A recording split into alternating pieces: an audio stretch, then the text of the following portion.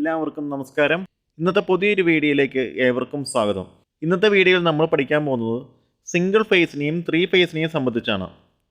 എന്താണ് single phase supply, അതുപോലെ തന്നെ എന്താണ് ത്രീ ഫേസ് സപ്ലൈ, ഇവയെപ്പറ്റി ബേസിക് ആയിട്ടുള്ള ഇൻഫർമേഷനാണ് ഈ വീഡിയോയിലൂടെ നമ്മൾ പഠിക്കാൻ പോകുന്നത്.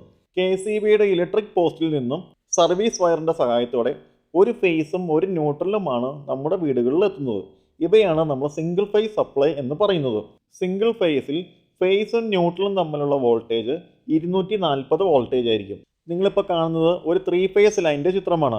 ഇതിൽ നിങ്ങൾക്ക് 4 ലൈനുകളാണ് കാണുന്നത്. 3 ഫേസുകളും ഒരു ന്യൂട്രൽ ലൈനും. 3 ഫേസുകളെ RYB എന്ന ക്രമത്തിലാണ് അറിയപ്പെടുന്നത്. നിങ്ങളിപ്പോൾ വീഡിയോയിൽ കാണുന്നത് ഒരു ത്രീ ഫേസ് സപ്ലൈയുടെ മീറ്റർ ബോർഡാണ്. ഓരോ ഫേസുകൾ തമ്മിലുള്ള വോൾട്ടേജ് എത്രയാണെന്ന് നമുക്കൊരു മൾട്ടിമീറ്ററിൻ്റെ സഹായത്തോടെ ചെക്ക് ചെയ്യാവുന്നതാണ്. ആദ്യമായി തന്നെ R ഫേസും Y ഫേസും തമ്മിലുള്ള വോൾട്ടേജ് നമുക്ക് ചെക്ക് ചെയ്യാം.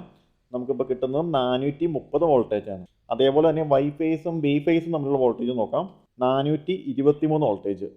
ഇനി R ഫേസും B ഫേസും തമ്മിലുള്ള വോൾട്ടേജ് ചെക്ക് ചെയ്യാം, 423 വോൾട്ടേജ്. ഇനി ചെയ്യാനുള്ളത് ഒരു ഫേസും ഒരു ന്യൂട്രലും തമ്മിലുള്ള വോൾട്ടേജാണ്. അപ്പോൾ നമുക്ക് B ഫേസും ന്യൂട്രലും തമ്മിലുള്ള വോൾട്ടേജ് എടുത്ത് നോക്കാം. 236 വോൾട്ടേജാണ് നമുക്ക് കിട്ടിയിരിക്കുന്നത്.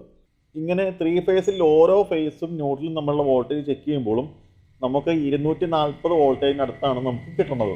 ഇനി നമ്മൾ പഠിക്കാൻ പോകുന്നത് ഒരു സിംഗിൾ ഫേസ് സപ്ലൈയും ഒരു ത്രീ ഫേസ് സപ്ലൈയുടെ കണക്ഷൻ കിട്ടുന്നതിന് വേണ്ടിയുള്ള മാനദണ്ഡങ്ങളെ പറ്റിയാണ്.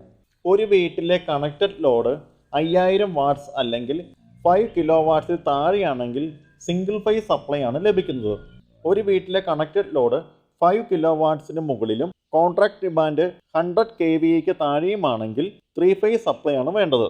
കോൺട്രാക്ട് ഡിമാൻഡ് 100 kVAയ്ക്ക് മുകളിലാണെങ്കിൽ ഹൈ ടെൻഷൻ ലൈൻ അഥവാ 11 kV സപ്ലൈ ആണ് ഉപയോഗിക്കുന്നത്. നിങ്ങളിപ്പോൾ വീഡിയോയിൽ കാണുന്നത് ഓരോ കൺസ്യൂമർ ഡിമാൻഡ് അനുസരിച്ചിട്ടുള്ള ഹൈ ടെൻഷൻ ലൈനുകളുടെ സപ്ലൈ വോൾട്ടേജ് ആണ്.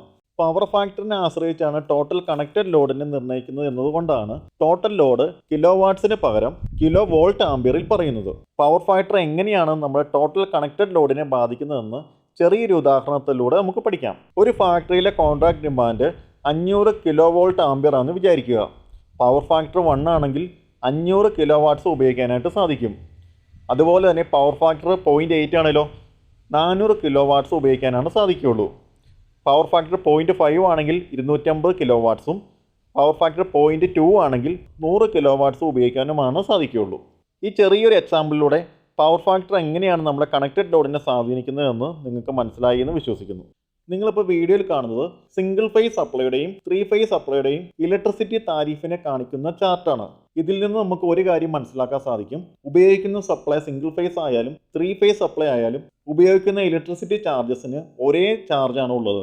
മാറ്റമുള്ളത് ഫിക്സഡ് ചാർജുകളിൽ മാത്രമേ മാറ്റമുള്ളൂ. ഇന്നത്തെ വീഡിയോയിൽ സിംഗിൾ ഫേസിനെയും ത്രീ ഫേസിനെയും പറ്റിയാണ് നമ്മൾ പഠിച്ചത്. നിങ്ങൾക്ക് എല്ലാവർക്കും ഈ വീഡിയോ മനസ്സിലായെന്ന് വിശ്വസിക്കുന്നു. Thank you.